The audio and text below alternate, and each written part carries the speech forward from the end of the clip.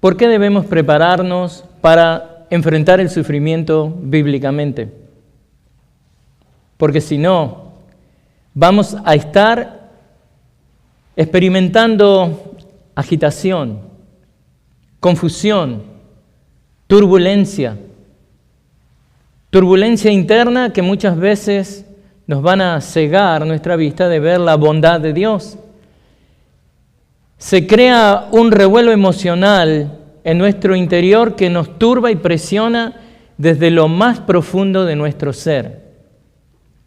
Cuando sufrimos, hermanos, somos bajados a la arena del Coliseo, donde enfrentaremos las bestias salvajes de las dudas del carácter de Dios.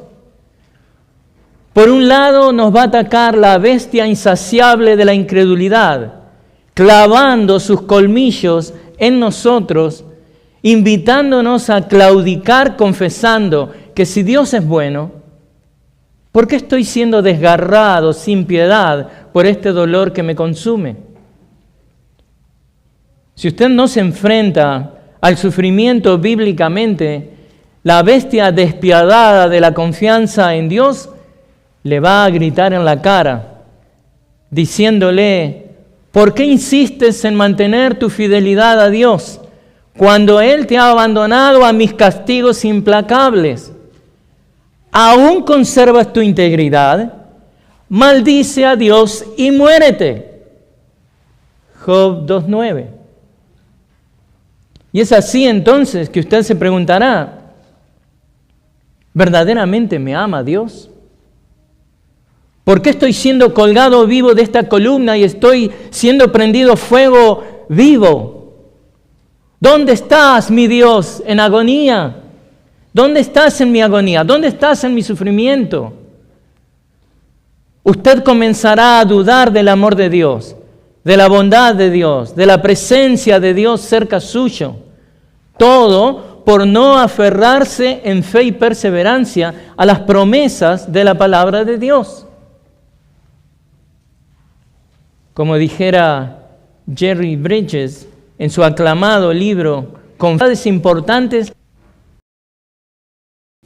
¿qué será de usted si esas cosas en las cuales usted está confiando o confiaba son removidas y el sufrimiento le encuentra expuesto e indefenso?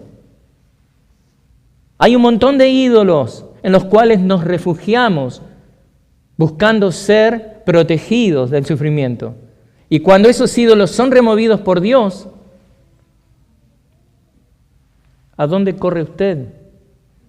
Por eso nos urge prepararnos para correr prontamente a nuestro único refugio.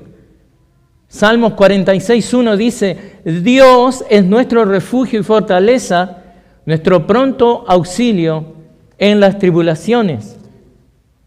Cuando nuestros falsos refugios son arrancados por el viento huracanado de los sufrimientos, Dios viene a nuestro rescate para que confesemos junto con el salmista: por tanto, no temeremos aunque la tierra sufra cambios. Salmos 46:2. Así que, hermanos, habiendo establecido la necesidad de prepararnos para sufrir bíblicamente, procederemos entonces a la segunda parte del mensaje que hemos comenzado la semana antes de los mensajes. Como lo presento en un mensaje individual, porque bueno, no tengo el don que tiene John MacArthur para dividir los mensajes. Pero esta vez me di cuenta que al haberlo dividido en 2 puntos, cada uno de esos puntos tenía al menos 3 o 4 subpuntos. Y dado que el contenido de la preparación, que es lo que vamos a ver hoy para el sufrimiento de la que Pedro habla, está, digamos, estratégicamente envasado en esos corchetes que le mostré de la semana pasada, que hablan de lo que es la protección que Dios nos brinda. Creí lo más conveniente que primero viéramos la primera parte de la protección y luego ver los versículos 13 que vimos, los versículos 13, 14a y 17. Luego de haber visto eso, empezar a ver lo que vemos hoy acerca de cómo debemos prepararnos, una vez que somos protegidos por Dios, cómo prepararnos para el sufrimiento. Y esto está contenido en la segunda parte del versículo 14, versículos 15 y versículo 16. Y es entonces donde vamos a estar hoy, pero déjeme darle un breve repaso. Lo que aprendimos la semana pasada es que en esta sección que les leí al principio de los versículos 13 al 17, vemos que Pedro les está enseñando a los creyentes de cómo enfrentar el sufrimiento bíblicamente. De la enseñanza apostólica sacamos estos dos puntos en los cuales hemos dividido los dos pasajes, protección y preparación. Así que en estas 2 semanas estamos aprendiendo que Pedro está tratando el tema del sufrimiento injusto, en el temor de Dios, y tomar lo que trae el sufrimiento como oportunidades evangelísticas para que nosotros podamos presentar el evangelio de aquel que nos ayuda, nos asiste y nos protege y nos alienta cuando nos toca sufrir. Entonces, volquémonos ahora a considerar el segundo punto, preparación. Vimos la semana pasada protección, ahora preparación. En este segundo punto, Pedro nos instruye con preceptos, podríamos decirlo así, cómo poder prepararnos, distintas maneras de cómo prepararnos para enfrentar el sufrimiento bíblicamente. Y vamos a ver 4 de estos preceptos. El primero es no tener miedo a los perseguidores. El segundo, cuando sufrimos, debemos santificar a Cristo en nuestro corazón. El tercero, debemos dar una defensa de nuestra fe, o mejor dicho, una defensa de la esperanza que hay en nosotros. Pedro nos está brindando 2 mandamientos en forma de prohibición. No teman ni se turben. Entonces vemos, pero aun si sufren por causa de la justicia, dichosos son, y no tengan miedo por temor a ellos, ni se turben. El apóstol está usando las palabras que han sido usadas por el profeta Isaías en Isaías 8, 12 y 13. Y les leo. Isaías escribe, no digan ustedes, es conspiración a todo lo que este pueblo llama conspiración. Ni teman lo que ellos temen, ni se aterroricen. Ahí está lo que Pedro usa. Versículo 13, Isaías 8 dice, al Señor de los ejércitos es a quien ustedes deben tener por santo. Sea Él su temor y sea Él su terror. ¿Ven de dónde saca Pedro? De que no debemos temer ni estar turbados. Entonces, en un sentido podemos decir que la traducción de lo que vemos en Primera de Pedro, lo podemos traducir también como no teman lo que ellos temen. Esa traducción captura aún mejor el contexto de la cita que Isaías está usando, porque Dios le estaba dando a Isaías y a sus seguidores, que eran miembros del reino del sur, toca también a nosotros. Pensemos en casos contemporáneos bien prácticos donde usted puede ser que esté pecando contra Dios al temer el temor que temen los inconversos. Por ejemplo, hay hermanos que tienen sobredosis de información, tienen una sobredosis informativa que les hace temer lo que está pasando en el mundo. Se la pasan horas y horas escuchando las últimas noticias de Medio Oriente. Oh, Israel va a ser avasallada, va a ser destruida. Sus oídos están pegados a las radios o dispositivos celulares sintonizados también no solamente con lo que pasa en Israel, en Venezuela, en Cuba, en Nicaragua. Y luego se preguntan por qué están, atemorizados por lo que está pasando en el mundo. ¿Por qué de golpe se encuentran ansiosos? La dosis de incertidumbre y la sensación de que cualquier otro, menos Dios, está en control de lo que pasa en la escena mundial, es algo que alimenta el alma de ese cristiano. ¿Y qué es lo que va a pasar con él? Va a estar ansioso, va a estar temeroso. Pero recuerden, hermanos, Dios está en control de todo. Nosotros no debemos temer de las cosas como teme el inconverso. Jesús nos dijo en Mateo 24:6, ustedes van a oír de guerras y rumores de guerras. Y luego agrega, cuidado, no se alarmen, porque es necesario que todo esto suceda, pero todavía no es el fin. O sea, El cristiano está llamado por Dios a que reaccione de manera distinta a las condiciones externas, a todos esos eventos que están pasando en el mundo, a que lo procesen de una manera completamente distinta a como lo hace el inconverso. Los inconversos, de una manera lógica, porque no tienen a Dios, no confían en Dios, van a reaccionar a esto de una manera que les va a causar inestabilidad emocional, temor, ansiedad, terror. Pero el Señor en Mateo continúa diciendo, porque se levantará nación contra nación. Y ya veo el inconverso leyendo eso sin Cristo, se empieza a esconder debajo de la cama. Se levantará nación contra nación y reino contra reino, y en diferentes lugares habrá hambre y terremotos. Y sale corriendo a la nevera a ver, ay, que esté llena, por Dios. Pero todo esto es solo el comienzo de dolores, dice el Señor. Y el inconverso está temblando. Nosotros no podemos vivirlo de la misma manera. O sea, estos eventos que llenarán de terror y angustia a los inconversos deben ser vividos por el cristiano de una manera totalmente distinta. El hijo y la hija de Dios deben confiar en que Dios tiene absoluto control de todos los eventos, incluyendo esos eventos terribles que nos pueden exponer a un sufrimiento temporal.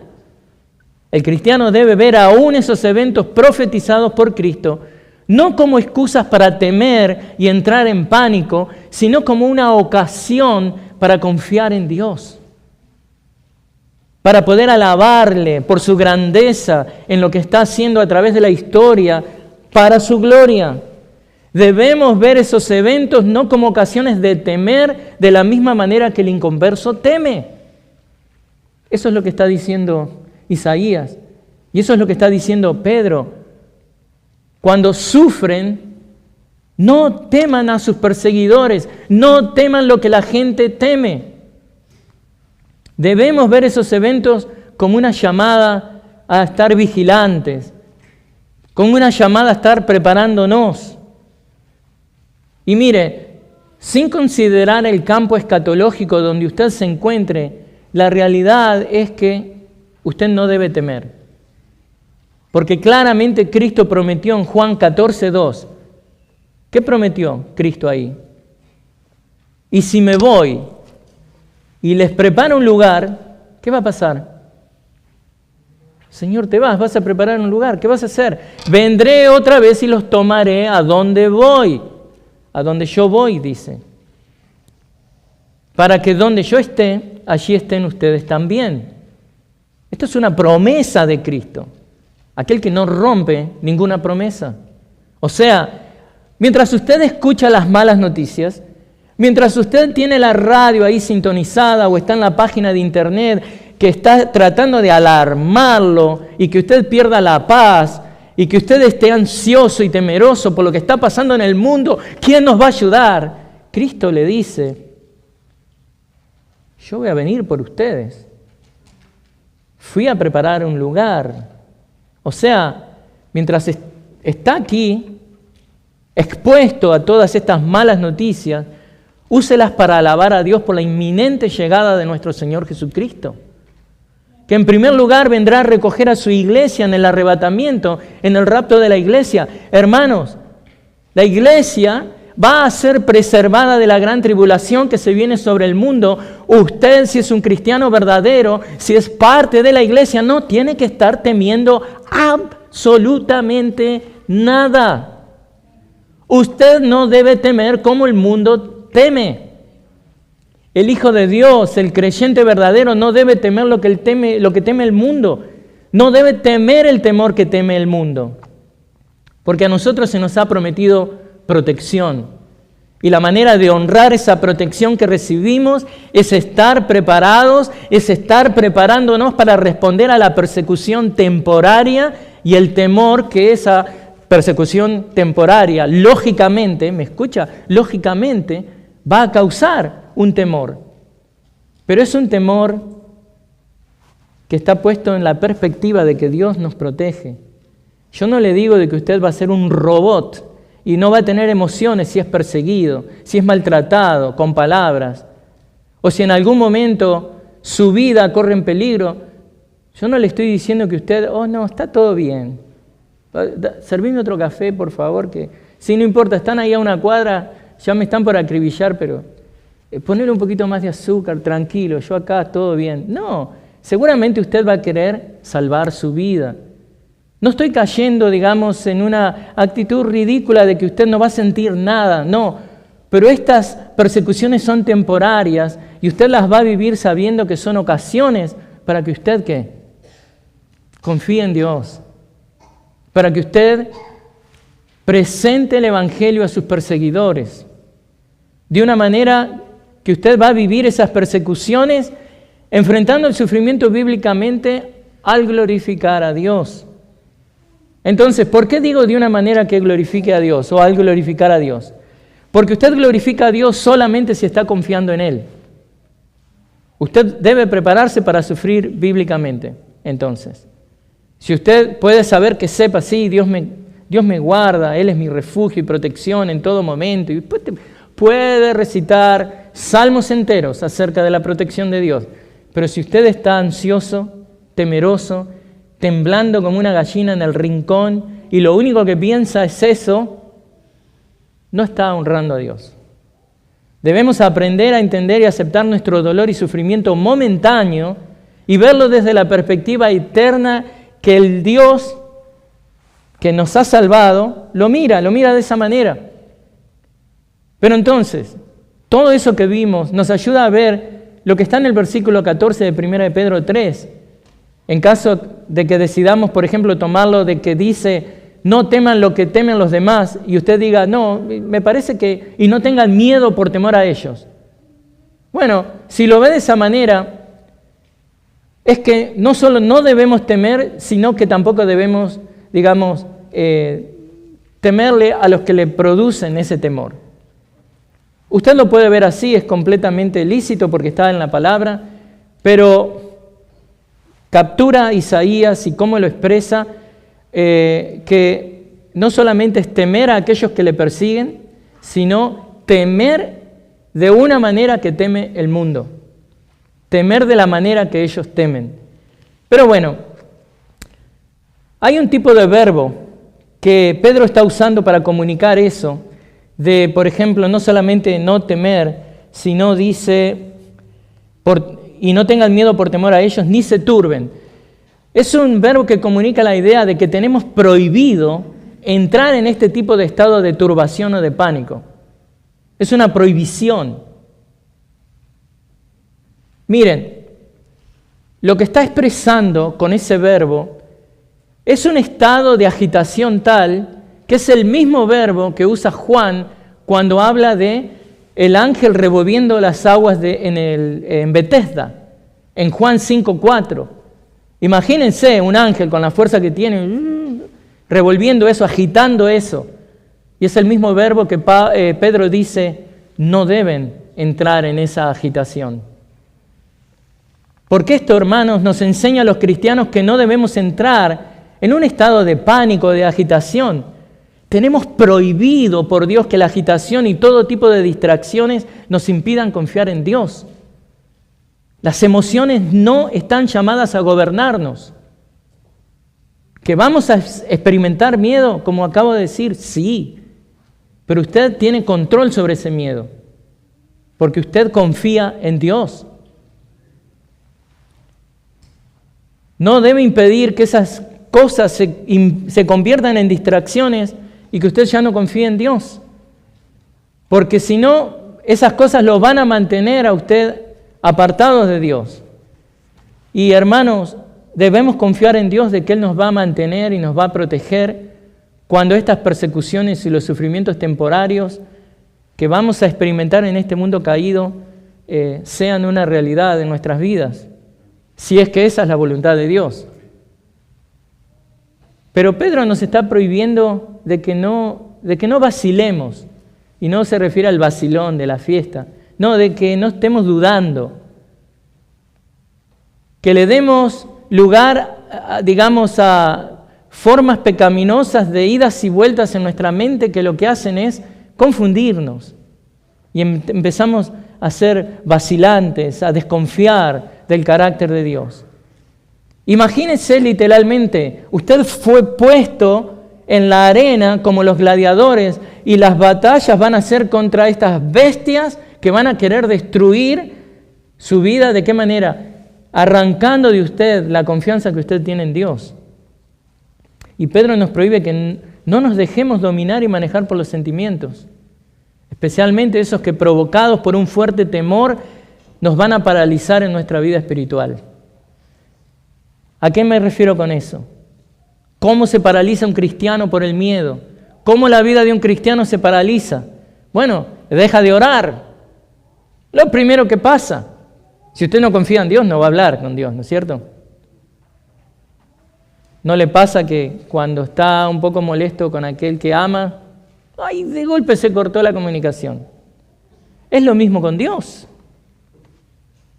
Pero no debemos dejar de orar abrumados por la persecución o el dolor o el sufrimiento. Miren, hay un teólogo puritano, acá en América se los conoce como John Flavel o Juan Flavel, por ahí en Sudamérica. Él dice esto, escuchen esto lo que él dice respecto a confiar en Dios en esos momentos de persecución y temor, orando.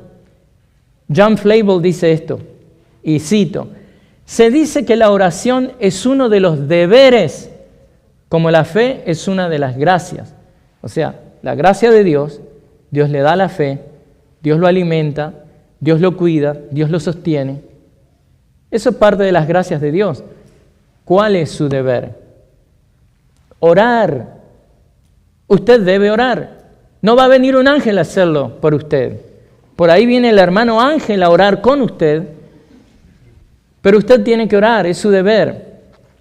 O sea, en medio de los sufrimientos, Dios nos sostiene con diferentes gracias, pero nuestra obligación es prepararnos para enfrentar el sufrimiento a través de la oración. Y para mantener estas gracias fluyendo, oh, gracias Señor por la fe que me estás dando. Gracias Señor por este deseo de leer la palabra. Gracias Señor por este deseo de morir a mí mismo cada vez más y exaltar a Cristo con mi vida, tomando las oportunidades que tú me das a través del sufrimiento para yo predicar el Evangelio. Conforme esas gracias fluyen, usted se prepara orando y ora. Y miren, John Flavel nos da aún más razones de por qué debemos orar cuando el sufrimiento acecha. Flavel dice esto, cito, cuando la pena en la mente, como vapores en el aire, se condensan nubes negras que cubren el alma y oscurecen esa hermosa luz que una vez brilló allí, entonces la oración, como el sol, las disipa y dispersa. La oración se va a encargar de disipar esas nubes de dudas, de negatividad, esa nube negra que ahora se cierne sobre usted, sobre su manera de pensar. Es el sol de la oración que disipa todos esos vapores que le están impidiendo ver la gloria de Dios. Hermanos, dice también él, ¿no? Él da un ejemplo, él dice que debemos ser como niños en el regazo de su madre. Yo creo que no hay figura que proyecte una protección, una dulzura, un cuidado de una manera tan clara como un niño en el regazo de su madre. Debemos refugiarnos en Dios de esa manera, porque eso nos prepara para hacer frente al sufrimiento bíblicamente. Una vez más, Flavel dice, y cito, muchos santos, mediante la oración, han mamado el pecho de una promesa, y escuchen, y luego se han dormido por divino contentamiento en el seno de Dios. Gloria a Dios. Es una, digamos, imagen tan hermosa de lo que Dios hace con nosotros cuando a través de la oración nosotros estamos mostrando nuestra dependencia y confianza en Él. Y es por esto mismo, hermanos, que Pedro nos prohíbe que permitamos que debido a los temores dejemos de orar, dejemos de leer la palabra, dejemos de congregar. Pedro nos alienta a que exhibamos esa tranquilidad de corazón en Dios porque estamos confiando en Dios. Y esa es la marca registrada del cristiano verdadero. Hermanos, la preparación para enfrentar el sufrimiento bíblicamente incluye que no temamos las mismas cosas que temen los inconversos. Y no me acuerdo si fue Flavel también u otro teólogo que dijo que aquel que está acostumbrado a estar en la presencia de Dios, ¿cómo va a temer cuando está en la presencia de un hombre?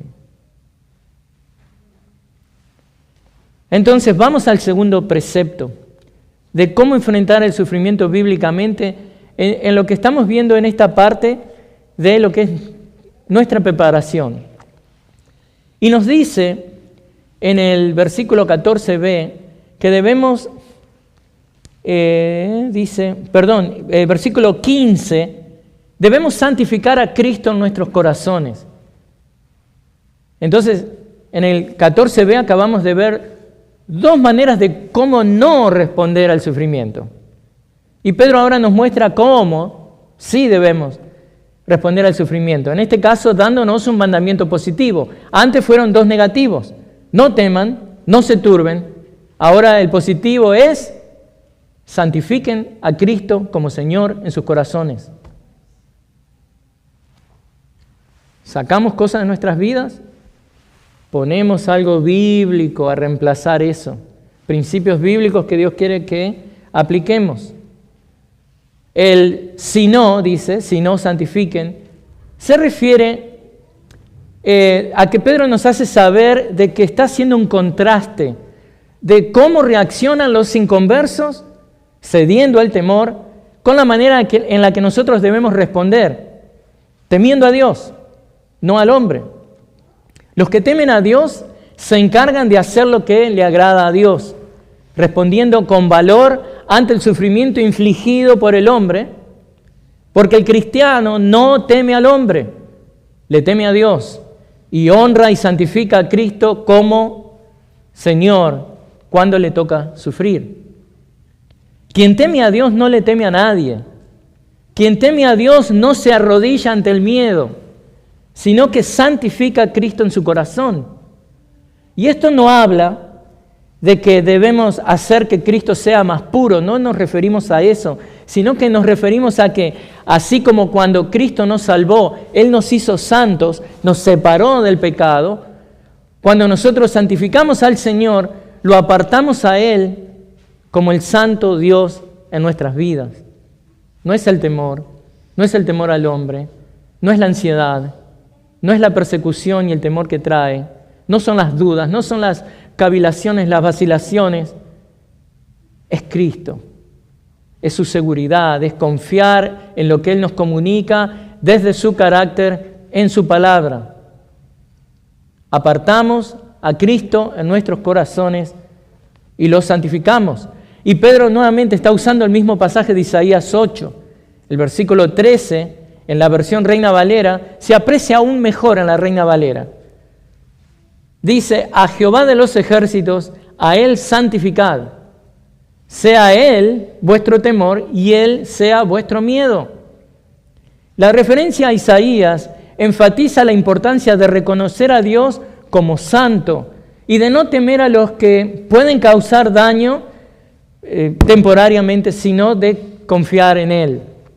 Ahora, esto es una realidad. Cuando llegamos al punto de temerle a Dios y no al hombre, ponemos en evidencia dónde es que está nuestra verdadera lealtad. Entonces, esta separación absoluta digamos que tenemos del mundo, esta separación absoluta que ahora mostramos de el miedo a las cosas del mundo, nos consagra a Cristo como el objeto supremo de nuestra adoración. No hay otra cosa más suprema que Cristo. Ni nada ni nadie, ni ningún temor nos aleja de eso. Él es el centro de la reverencia absoluta en nuestras vidas. Y esa actitud de adoración nos pone en la posición de estar preparados para defenderle a todo momento. Defender su gloria, defender su verdad, testificar de cuán glorioso es Él. No solamente en todo momento, sino a cualquier costo. No nos importa dejar nuestras vidas, si es que esa es la voluntad de Dios. El apóstol nos manda a que de una vez y para siempre le demos a Cristo esa posición que nada ni nadie puede compartir. Su supremacía debe comenzar en lo más profundo, en lo más interno de nuestros seres, al punto de dominar nuestras vidas de tal manera que nuestra lealtad no esté hacia nada que sea maligno, nada que sea pasajero, nada que sea mundano, sino solamente nuestra lealtad está hacia la persona de Cristo. Uno de mis profesores en el seminario y también líder de los grupos comunitarios, él era uno de los líderes del grupo comunitario donde estaba el doctor Kevin Zuber, dijo lo siguiente, hablando de 1 de Pedro 3:15, él dijo: solo el cristiano que ha santificado a Cristo como Señor en su forma de pensar está preparado para hacer una defensa de la fe. Entonces, si usted se pregunta, ay, ¿por qué soy tan gallina y no me animo a hablar de Cristo? Bueno, va a encontrar la respuesta en que en su mente, en su forma de pensar, usted todavía no ha hecho a Cristo el Señor de su vida. Cuando Cristo es el Señor de su vida, cuando usted ha santificado a Cristo como Señor en su corazón, créame que van a venir consecuencias inevitables de que usted va a tener ¿qué? El valor que Pablo tenía y los discípulos de predicar a Cristo. No me avergüenzo del Evangelio, decía Pablo.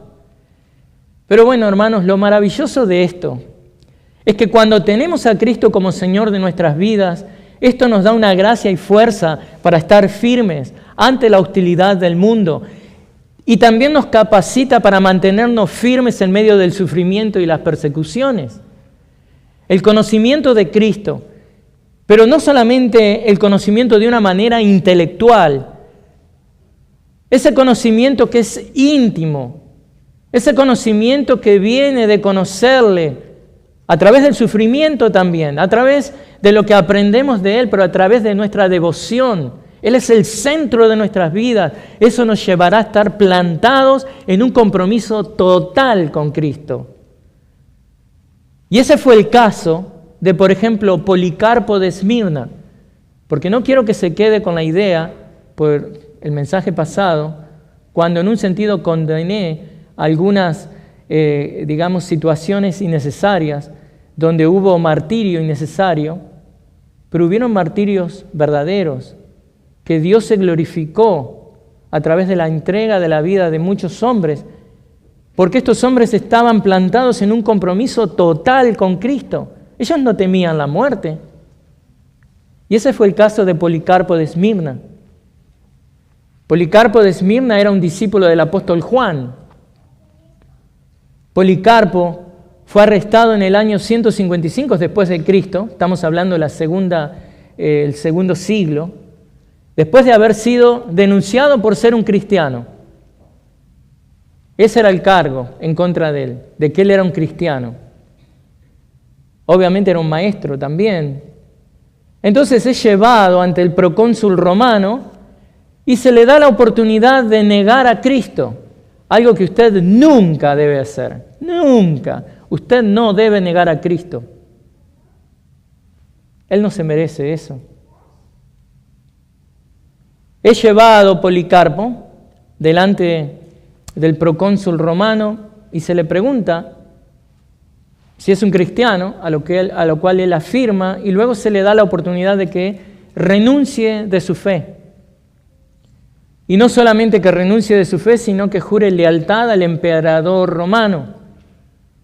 Y fue allí que Policarpo, armado de celo y valor a Cristo, lleno de temor a Dios y sin ningún atisbo de temor al hombre, él dice: 86 años le he servido a Cristo y Él nunca me ha hecho nada malo. ¿Cómo podría entonces blasfemar el Rey quien me ha salvado? Bueno, un caso donde sí fue la voluntad de Dios, de que este hombre sufra, sea acusado y sea llevado a la muerte. Pero él no dudó. ¿Por qué? Porque él había santificado a Cristo en su corazón. Su lealtad única y absoluta era con Cristo, con su Señor. Entonces él enfrentó la muerte. Policarpo fue quemado vivo, pero su testimonio valiente ha sido un legado para las generaciones de cristianos que le siguieron.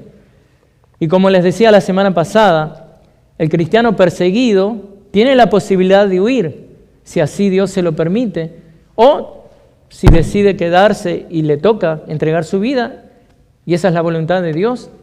Bueno, imagínense inmediatamente que usted muere, está en la presencia del Señor, ya está en la presencia de Dios. Simplemente lo que cambia es que en este lugar de la eternidad, donde todavía las cosas son visibles, donde vivimos por fe, usted va a pasar de eso, de estar en la presencia de Cristo, en esas condiciones, va a pasar a la presencia de Cristo, ya le va a ver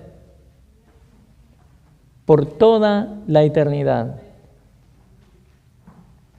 Y ahí va a estar el Señor abrazándole, amándole, sirviéndole.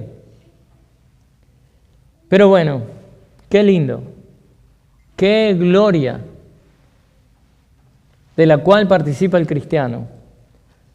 ¿Cómo no enfrentar el sufrimiento bíblicamente si esto glorifica a Dios? Entonces, hermanos, vamos al tercer precepto. También se nos dice que debemos dar defensa de nuestra fe. Pero en la economía divina, Dios le permite a hombres y mujeres a mantenerse firmes, no solamente a que den su vida, no solamente a que huyan. Otros, por ahí no les toca dar su vida, pero hacen lo mismo de aquellos que dieron su vida, se mantienen firmes y con valor y con dominio propio pueden testificar acerca de la esperanza que hay en ellos. Leemos ahí, versículo 15, si no santifiquen a Cristo como Señor en sus corazones, estando siempre preparados para presentar defensa ante todo el que les demande razón de la esperanza que hay en ustedes. Debemos dar una defensa de la fe y esto debemos hacerlo mansa y reverentemente. Y con reverencia, porque si no, irreverentemente parece que digo lo contrario. Mansamente y con reverencia. Entonces, aquí pareciera que Pedro está en un sentido repitiendo una enseñanza que diera el Señor Jesús en Lucas capítulo 12, que va de los versículos 4 al 12. Pero yo le voy a leer 4 de esos versículos. Versículos 4 y 5. Así que yo les digo, amigos míos, no teman a los que matan el cuerpo, y después de esto no tienen nada más que puedan hacer. Pero yo les mostraré a quién deben temer. Teman a aquel que, después de matar, tiene poder para arrojar al infierno. Sí, les digo, a él teman. ¿A quién debemos temer? A Dios. Y el versículo 11 y el 12 dice, cuando los lleven a las sinagogas y ante los gobernantes y las autoridades, no se preocupen de cómo o de qué hablarán en defensa propia o qué van a decir, porque el Espíritu Santo en esa misma hora les enseñará lo que deben decir. Esto está dicho, el Señor le está hablando a sus discípulos. Básicamente ese es el contexto directo. Esto va a los discípulos, pero sabemos que por la gracia de Dios tenemos, llenando nuestra mente con la palabra de Dios. Por eso es importante, si puede, memorizar la Escritura, para que el día de mañana que le toca comparecer ante alguien y dar, digamos, testimonio, usted también va a tener al Espíritu Santo desde la palabra, dándole y enseñándole lo que debe decir. El temor a Cristo pone a los creyentes en la posición de que el Espíritu Santo les asista a dar testimonio de Dios. Así que no debemos temer. Claro, identificado por el mundo, por la esperanza que hay en usted. Usted ha sido nacido del Espíritu de Dios a una esperanza viva. Y esto es tan notable que los inconversos van a querer saber qué es lo que está pasando en usted. ¿Qué es esta esperanza? Otra cosa que debemos notar es que al usar las palabras defensa y razón, Pedro nos está diciendo claramente que esta es una esperanza racional. He escuchado muchas veces erróneamente dicho, oh, Dios actúa de formas misteriosas, pero lo usan para decir, oh, Dios es loco la manera que hace las cosas. Es incomprensible. No, nunca nadie puede razonar como Dios. No, es todo lo contrario. Dios nos dio la capacidad de razonar y por eso escribió su escritura de una manera que la podamos entender de forma racional. Y el Espíritu Santo está ahí para ayudar a su gente, iluminándolos para entenderlo. Pero viene en forma racional. Sí, pero la fe, ¿cómo se explica? Bueno, la fe es un don, un regalo de Dios que usted va a usar para vivir a Cristo de una manera racional. Entonces, nosotros no tenemos que pecar de irracionales y de místicos. Voló una mosca que la primera vez que la veo esa mosca y voló con un ruido raro, me parece que Dios me está diciendo que si ustedes están en Argentina, mosca es la plata, así que por ahí el argentino está diciendo, hoy Dios me trae plata. Pero no, esto no se trata de irracionalidad, esto no se trata de misticismo. Nuestra fe puede y debe ser entendida como racionalmente, porque esta es una esperanza basada en el Dios que nos dio la capacidad de razonar y de pensar. Ahora, fíjense que paradójicamente, en un tiempo en el que los cristianos estaban sufriendo rechazos, sufriendo sufrimientos por parte de sus conciudadanos, era esta esperanza la marca indiscutida de esa fe vencedora que estos cristianos exhibían en medio de estas circunstancias adversas. En medio de la hostilidad de este mundo pagano, idólatra, inconverso, los inconversos estaban viendo, wow, qué increíble, qué esperanza que tienen estos cristianos. Pero no solamente es importante dar una respuesta, eso es importante, sino que también es importante, ¿sabe qué? La manera en la que damos una respuesta. La manera en la que hablamos y nos conducimos es también un reflejo de la vida que vivimos. Y eso debe mostrarse en acción. Las convicciones que compartimos en nuestro testimonio de Cristo, la recomendación apostólica es, ¿qué dice? Pero háganlo con mansedumbre y reverencia. O sea, imagínense, usted le va a presentar el Evangelio a alguien ahora, pero usted está castigando a esta persona. Pero ¿cómo puede ser que seas de esta manera? ¿No? Y le está maltratando. No.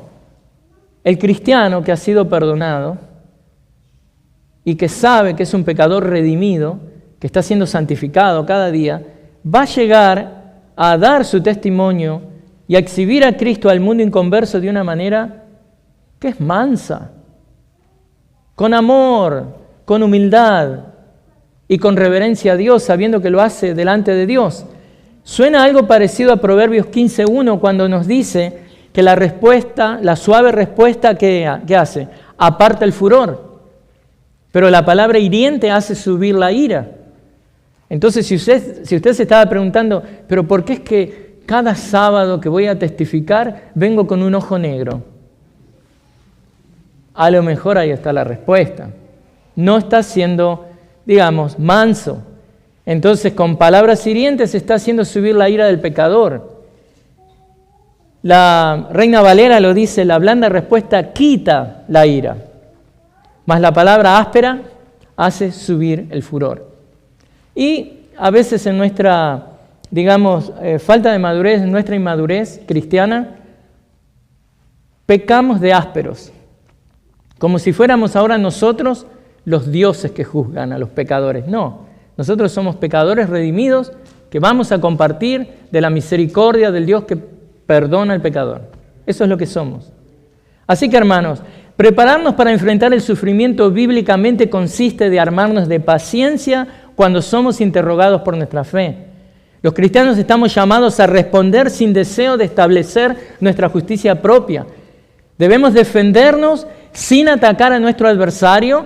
Debemos, entregarnos completamente en las manos de Dios. Y Pedro lo que está deseando acá es que demos una respuesta que no menosprecie a la otra persona y que tampoco critique al enemigo de Dios. Sino, el apóstol nos pide y quiere que presentemos una defensa amable y humilde que esté en sintonía con la actitud de Cristo. Aquel, Cristo, a quien deseamos exaltar con toda nuestra vida y con nuestro testimonio. Y bueno, miren esto, ahora por último Pedro nos dice que la preparación nos permitirá, el prepararnos para poder enfrentar el sufrimiento bíblicamente, nos va a preparar para esto, dice, teniendo buena conciencia para que en aquello en que son calumniados sean avergonzados los que hablan mal de la buena conducta de ustedes en Cristo. Y esto es como un resultado que se va a ver de qué es lo que pasa cuando hemos sido preparados, estamos siendo protegidos por Dios, nos preparamos para recibir el sufrimiento de una manera bíblica. ¿Qué es lo que va a pasar? Bueno, notemos varias cosas. Está ahí en el versículo 16. Que se nos pida tener buena conciencia vuelve al hecho de que debemos estar sufriendo injustamente. Como decía la semana pasada, si robamos el banco y la policía nos atrapa, no vengamos a llorar que era para darlo para el fondo del templo o no sé. Obviamente estamos pagando por nuestra, locura. Ahora, no se vale si estamos sufriendo porque hemos transgredido la ley. Eso queda claro. O tampoco se vale si estamos sufriendo porque le hemos infligido dolor a alguien y ahora nos toca pagar por eso. Pero veamos nuestra conciencia, cuando habla de la conciencia, prestemos atención a eso, tener buena conciencia. Miren esto, hermanos, la conciencia es como si fuera una ventana que deja entrar la luz de la verdad de Dios. Pero ¿qué pasa si esa ventana... si permitimos que la visibilidad de esta ventana se ensucie con nuestra desobediencia? Imagínense, ¿no? La luz de Dios, la verdad de Dios, entra por la ventana, nos ayuda a ver las cosas claras, pero nuestra desobediencia empaña la ventana. Empezamos a tener problemas para entender la verdad de Dios, y si persistimos en desobedecer, la ventana se ensucia cada vez más hasta que la luz no puede entrar. No debemos permitir perder la visibilidad clara que una conciencia limpia tiene delante de Dios. Que no seamos nosotros los culpables de nuestros propios padecimientos. O sea, si nos toca padecer, que sea porque los inconversos mienten y nos hacen víctimas de la persecución, pero no porque nosotros en nuestra desobediencia ya no escuchamos a Dios y hacemos lo que queremos.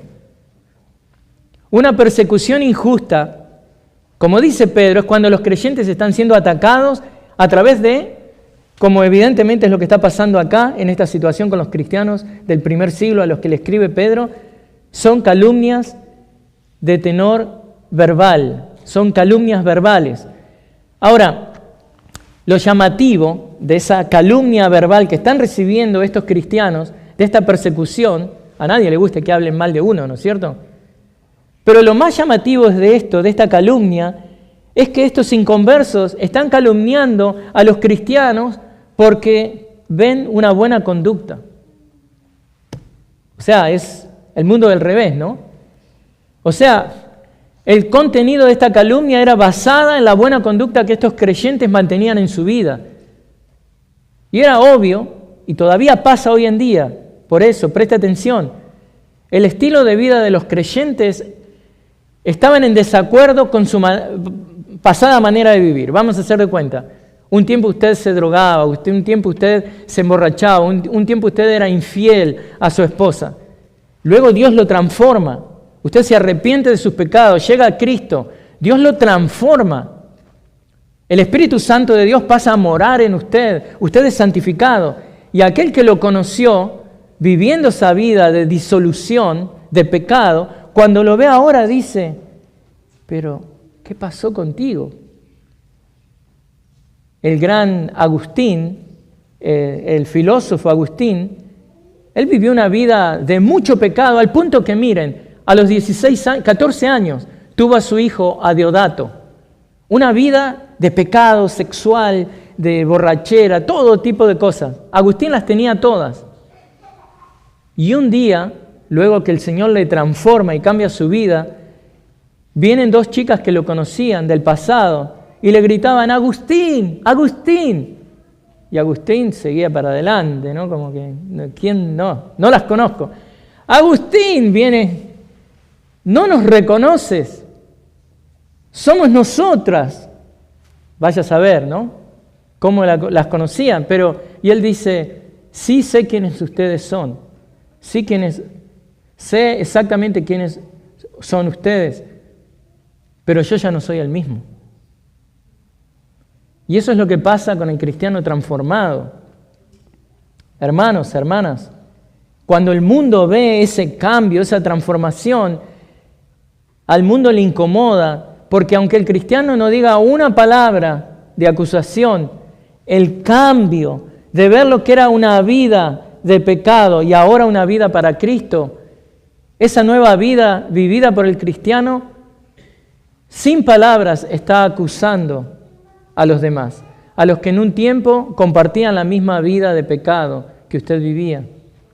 Entonces, los inconversos resisten esto y se resienten grandemente cuando esto pasa, porque el solo hecho de que ya no vivan de acuerdo a la pasada manera de vivir está condenando al inconverso. Y bueno, es muy triste, hermanos, pero recuerden, como veíamos también en la historia de Caín y Abel, en Lucas 11, 51 52, el Señor dice que era lo toman como un profeta.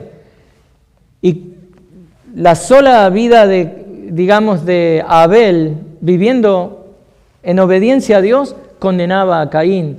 Y eso creó celos, y eso trajo que el propio hermano, el primer bebé nacido de Adán y Eva, matara a su hermano. Entonces, ¿qué pasa? Que eso es lo que ha pasado desde los albores de la humanidad y sigue pasando. Son los desobedientes a Dios persiguiendo a los obedientes a Dios. Así que vamos a concluir con esto. ¿Cómo debemos enfrentar el sufrimiento bíblicamente? Bueno, consideremos las siguientes verdades. Cuando aprendemos a aceptar el sufrimiento de una manera bíblica, este dolor nos ayudará a ver lo que está tomando lugar en nuestros corazones. El dolor es como que sirve para poder darnos cuenta qué es lo que hay en nuestros corazones. El sufrimiento bíblicamente entendido es como el fuego purificador al que el oro es expuesto. El calor del sufrimiento va a sacar a la superficie las impurezas de nuestra confianza en Dios. Hay un montón de cosas que hay en nuestro corazón que son impedimentos para que nosotros confiemos en Dios. Y solamente a través de los sufrimientos, del fuego de los sufrimientos, Dios va a purificar eso. El fragor del sufrimiento expondrá nuestra idolatría de confiar o aferrarnos a algo que no es Dios. Y en la sabiduría divina, Dios permite que el sufrimiento nos despierte a las realidades que no veíamos antes en nuestra vida espiritual. Debemos recordar que si bien Dios nunca ha prometido que va a resguardar a sus hijos de toda forma de sufrimiento, sí claramente nos asegura que si nos toca sufrir, nadie podrá hacernos daño. También debemos recordar que debemos considerar el sufrimiento injusto por amor a la justicia de Cristo como una bendición verdadera. Eso no es consuelo de tontos. Recordemos que la única alternativa segura para no temer a quienes nos persiguen, para no temer el dolor que ellos infligen, es temerle a Dios. Dios es soberano sobre todas nuestras experiencias y si bien permite que suframos, su amor por nosotros ha quedado más que demostrado en su entrega de Cristo por nosotros. Hermanos, hay muchas situaciones que ustedes enfrentarán como resultado de que hacen el bien. Y ustedes van a sufrir de determinadas maneras. Un compañero de trabajo que no tiene ética es promovido. ¿Por qué? Porque usted es una persona honesta, no engaña. Aquellos que sirven y son obedientes a Dios en el campo misionero y están cumpliendo la gran comisión, van a ser arrojados a la cárcel por predicar el Evangelio. O usted que está aquí, van a haber vecinos que lo van a mirar raro, lo van a evitar. ¿Por qué? Porque usted tuvo la osadía un día de predicarles el Evangelio. Por eso, no debemos hacer lo correcto basado en el resultado que consigamos. Hacemos lo que es bueno porque eso glorifica a Dios, aun si nos pone en mala disposición con el mundo pecador que nos rodea. Entonces, piense y aliéntese con lo siguiente, que así como la maldad cometida, la maldad más grande que fue cometida, que fue la crucifixión de Cristo en toda la historia de la humanidad, así como eso fue usada por Dios para alcanzar la bendición más grande de la historia de la humanidad, la salvación, de la misma manera, Dios no malgasta nuestro sufrimiento. Si a usted le toca sufrir, créame que Dios no está malgastando su sufrimiento. De alguna manera, que escapa muchas veces a nuestro entendimiento de una manera completa, de alguna manera Dios usará el sufrimiento cuando padecemos injustamente por causa de Cristo. Por lo tanto, hermanos bereanos de acá del Ministerio Hispano, transformen esos periodos de persecución en oportunidades evangelísticas. Porque cuando hablamos del sufrimiento bíblico, Dios nos protege para que nosotros nos preparemos con preceptos bíblicos para hacer frente al dolor con una sonrisa de gozo y paz en nuestros rostros, mientras le estamos testificando al mismo grupo y a aquellos mismos perseguidores que nos hacen sufrir. Así que aliéntese en Cristo, aliéntese. Este sufrimiento es pasajero, pero si Dios permite que usted sufra, prepárese para sufrir bíblicamente porque esto glorifica a Dios. Así que oremos. Padre del cielo, te damos gracias por tu palabra, por tu llamado a sufrir, solamente si lo hacemos bíblicamente para glorificarte a ti, Señor, para santificar a Cristo en nuestros corazones. Señor, ayúdanos a usar el sufrimiento como una herramienta de purificación de nuestros corazones. Corazones que constantemente se enamoran de este mundo. Corazones que constantemente arman paredes y arman refugios que no eres tú. Ídolos que nosotros creamos y en los cuales nos amparamos. Por ahí el dinero, por ahí, Señor, una relación, muchas cosas que nosotros ponemos como refugio y que no eres tú, que son ídolos y que tú a través del sufrimiento los sacas, Señor, para que nos purifiquemos y nos acerquemos más a ti.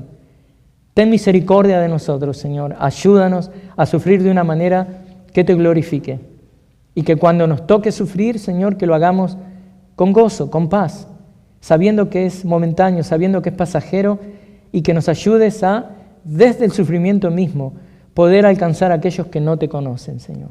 Oramos en el nombre de Cristo. Amén.